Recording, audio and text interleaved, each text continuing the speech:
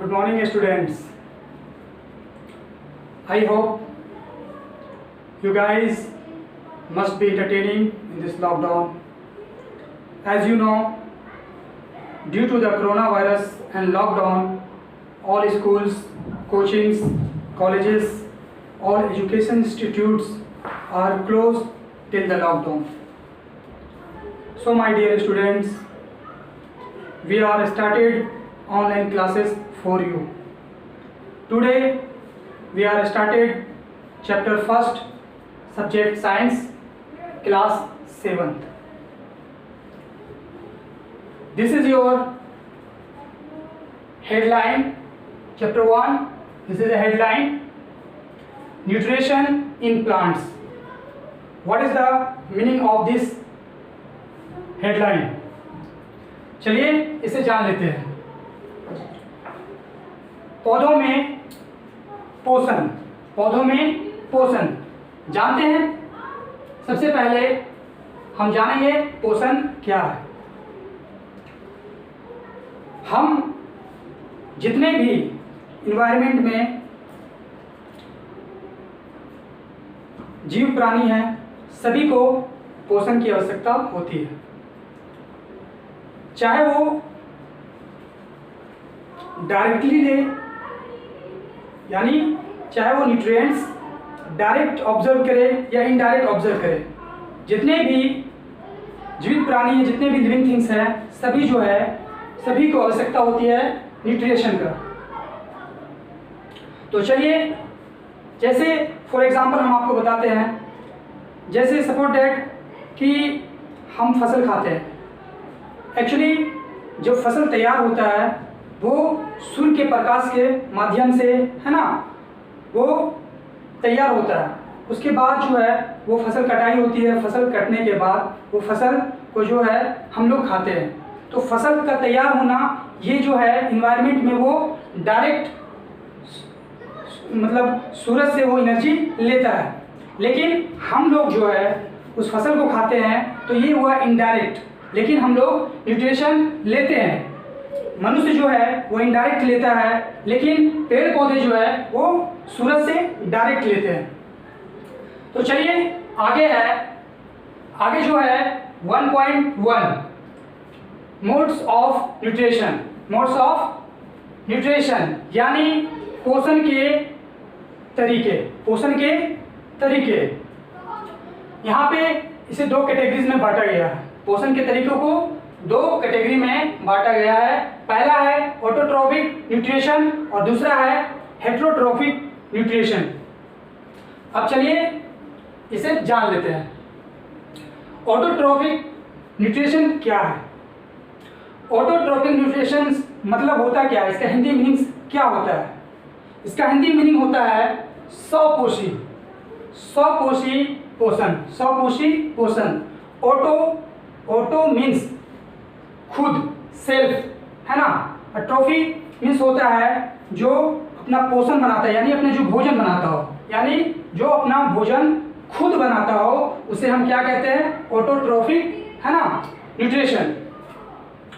यानी वैसे जीव जो सूर्य के प्रकाश से, है ना, सूर्य के प्रकाश से एनर्जी लेकर, मिट्टी से एनर्जी लेकर, है ना, अपना भोजन खुद बनाता हो। चाहे वो कोई भी पदार्थ, कोई भी जीव हो, है ना, जो अपना भोजन खुद से बनाता हो, उसे हम क्या कहते हैं? ऑटोट्रॉफिक न्यूट्रिशन कहते हैं। अब यहाँ पे है दूसरा, क्या है? Heterotrophic nutrition. अब हेटेरोट्रॉफिक न्यूट्रिशन किसे कहते हैं? सबसे पहले जान लें कि हेटेरोट्रॉफिक न्यूट्रिशन का मतलब क्या होता है हिंदी में। हेटेरोट्रॉफिक न्यूट्रिशन का मतलब होता है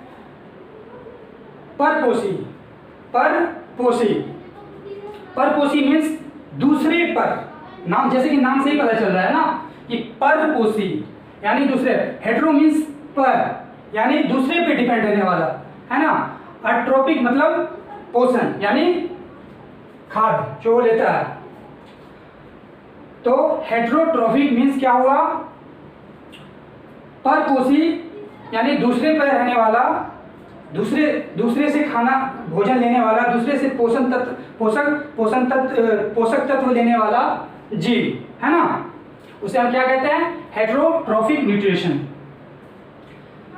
अब जैसे अगर हम आपसे बाय द वे एग्जांपल पूछें कि ऑटोट्रॉफिक न्यूट्रिशन में कौन कौन शामिल होंगे, जो अपना भोजन खुद बनाते हैं, तो आप कहेंगे कि सर पेड़ पौधे, है ना, वनस्पतियां, ये सब जो है अपना भोजन खुद बनाते हैं। लेकिन अब हेटेरोट्रॉफिक न्यूट्रिशन के अंतर्गत कौन आएगा, क्या आप बता सकते हैं? तो चलिए हम आपको बताते हैं। हेटेरोट्रॉफिक न्यूट्रिशन यानी ऑटोट्रॉफिक न्यूट्रिशन मतलब आप समझ गए कि जो अपना भोजन खुद से बना है, जो अपना भोजन खुद से बना है। लेकिन हेटेरोट्रॉफिक न्यूट्रिशन वैसे जीवधारी को कहते हैं, वैसे ऑर्गेनिज्म को कहते हैं जो अपना भोजन खुद से नहीं बनाता हो, बल्कि वो दूसरे पे डिपेंड हो। फॉर एग्जाम्पल जैसे कि मनुष्य, ह्यूमन, है ना, और जानवर, ये सब क्या है? दूसरे पे डिपेंड है। हम लोग जो है किस पे डिपेंड है? हम लोग जानवरों पे डिपेंड है, पेड़ पौधों पे डिपेंड है।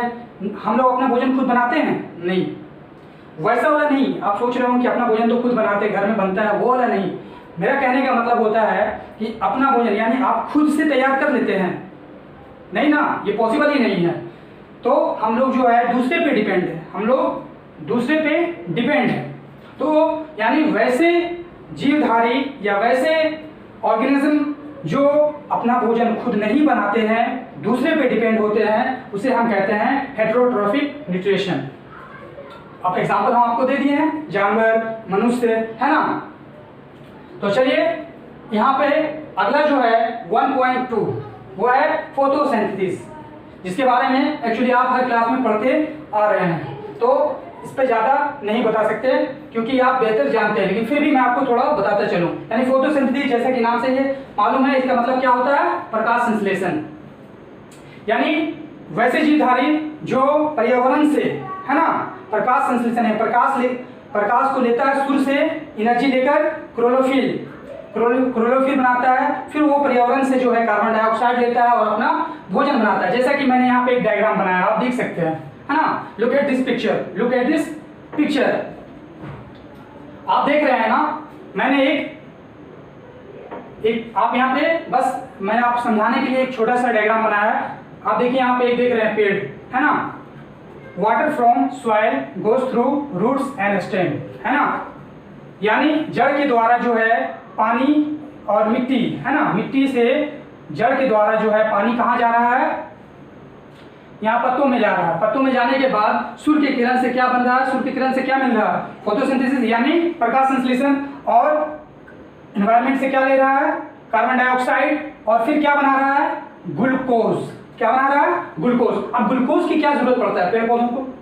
तो ग्लूकोज की जरूरत जिस तरह से हम लोगों को अपने शरीर को में अगर कहीं चोट लग जाए या जख्म हो जाए या कोई ऐसी डिजीज हो जाए यानी बीमारियां हो जाए, तो हम लोग ठीक करने के लिए भोजन के साथ साथ हम दवाइयां लेते हैं। उसी प्रकार पेड़ पौधों की जो क्षति होता है जो, तो वो अपने रिपेयर करने के लिए वो क्या करता है? वो एनवायरनमेंट से ये तमाम चीज़ें लेता है, तब जाकर उन्हें वो ग्लूकोज बना पाता है। फिर जो है जब वो ग्लूकोज बनाता है तो यहाँ पे जो है वो अपना जो है भोजन वहाँ पे अवशोषित कर लेता है। उसके बाद जो है इन्वायरमेंट को क्या देता है? वो रिलीज क्या करता है?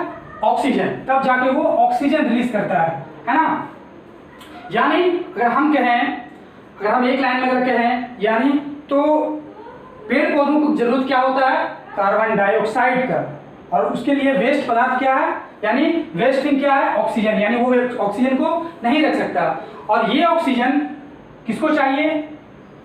जानवरों को, मनुष्य को, है ना। और मनुष्य का जो वेस्ट पदार्थ क्या होता है? Carbon dioxide. यानी हम कह सकते हैं कि इंसान को चाहिए ऑक्सीजन और पेड़ पौधों को चाहिए कार्बन डाइऑक्साइड, है ना। यानी हम लोग एक दूसरे पे डिपेंड है। हम लोग यानी हम हैं तो पेड़ पौधे हैं, पेड़ पौधे हैं तो हम लोग हैं।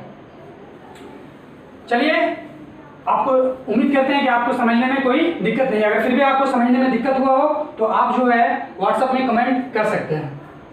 आगे जो है यहाँ पे मैंने एक छोटा सा फॉर्मूला देखिए, यहाँ पे लिखा है carbon dioxide plus water sunlight chlorophyll, तब जाकर क्या है, यानी इन्वायरमेंट से कार्बन डाइऑक्साइड वाटर सूर्य की किरण जो है लेता है, यानी फोटोसिंथेसिस, तब जाके यानी पेड़ के जो हरे भाग होते हैं जिसको क्लोरोफिल है ना, क्लोरोफिल कहते हैं, यानी पत्ता जो होता है वो हरा भाग होता है, और इतना ये सब एब्जॉर्ब करने के बाद तब जाकर वो ग्लूकोज प्लस ऑक्सीजन बना पाता है, और तब हमारे इन्वायरमेंट में जो है वो रिलीज करता है ऑक्सीजन।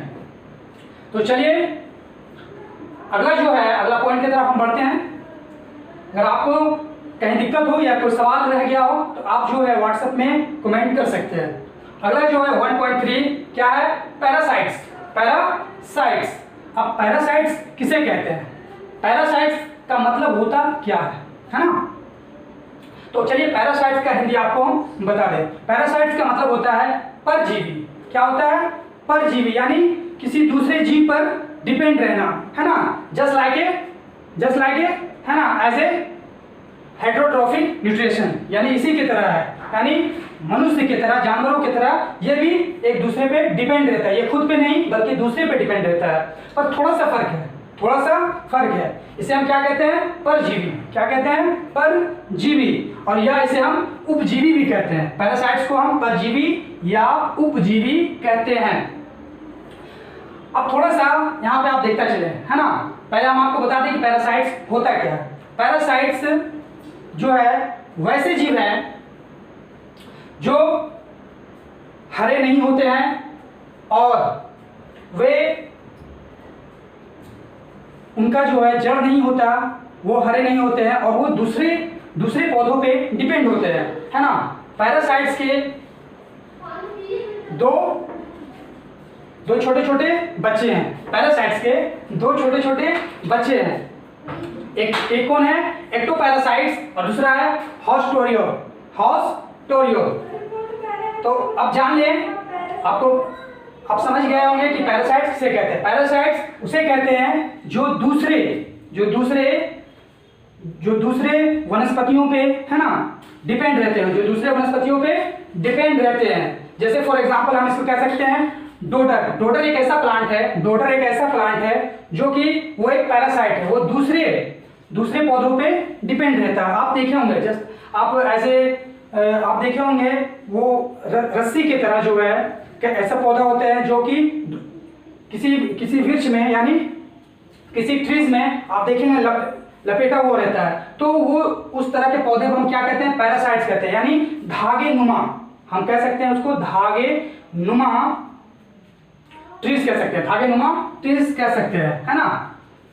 तो ये जो है वो हरे नहीं होते। पैरासाइट सबसे पहले ये जान लें, ये बहुत इंपॉर्टेंट चीज है कि पैरासाइट जो है वो हरे पौधे में शामिल नहीं है ना, हरे पौधे में शामिल नहीं है, और इसका जड़ नहीं होता है, ये बिना जड़ के होते हैं, और ये दूसरे पे डिपेंड होते हैं। उसी तरह के इसके छोटे बच्चे हैं, है ना।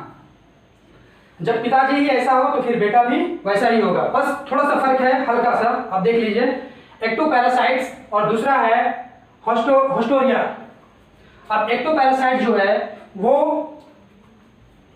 किसी दूसरे पौधे के ऊपरी सतह पर जो है भोजन को अवशोषित करता है ना। एक्टोपैरासाइट जो है वो किसी दूसरे पौधे के, है ना, दूसरे पौधे के बनाए हुए भोजन को जो है वो लेता है ना। जैसे हेटेरोट्रॉपिक जो है, जिस तरह से हम यहाँ बता रहे थे, उसी तरह से ये भी दूसरे पे डिपेंड होते हैं, है ना। लेकिन ये जो है ये उसके ऊपरी हिस्सा से जो है न्यूट्रिशन लेते हैं, है ना, पोषक तत्व लेते हैं। लेकिन ये जो होता है हॉस्टोरियो, ये क्या करता है, ये उसके सेल्स में घुस जाता है। किसके, यानी दूसरे पौधे का, जब दूसरे पौधे के संपर्क में आता है, यानी जो उसमें लपेटा हुआ रहता है, उसके सेल्स में, यानी उनके कोशिकाओं में घुस जाता है, और उसके बाद उसको, यानी सिर्फ उसको नुकसान देता है, यानी दूसरे पौधे को जिसमें वो लिपट जाता है उसे नुकसान के अलावा कुछ नहीं देता है ना, और उसे मार कर ये जिंदा रहता है। और अगला जो है, अगर आपको कहीं समझने में दिक्कत हुआ हो तो आप जो है पूछ सकते हैं।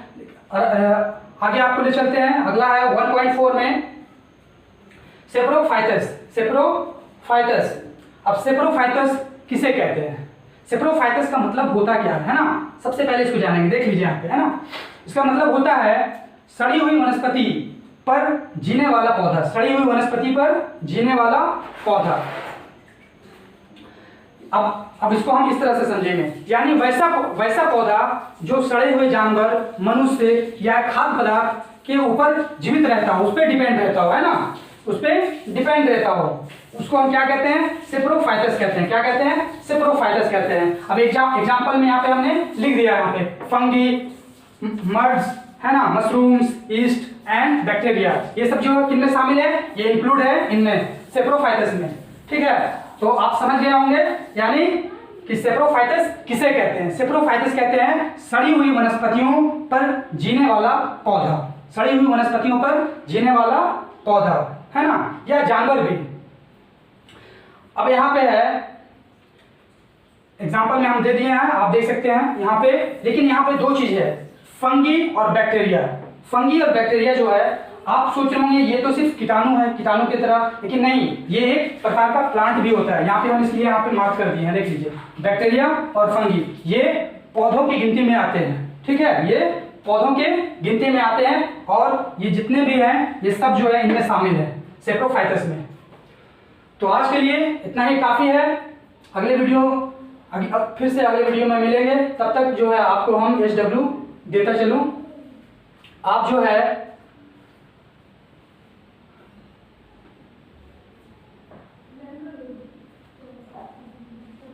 है इस डायग्राम को देख रहे हैं, आपका बस काम इतना होगा कि जो है आप इस डायग्राम को बना लेंगे। ठीक है, इस डायग्राम को बनाने के बाद जो है आप WhatsApp पे भेज देंगे, हम जो है चेक करके आपको फिर सेंड कर देंगे।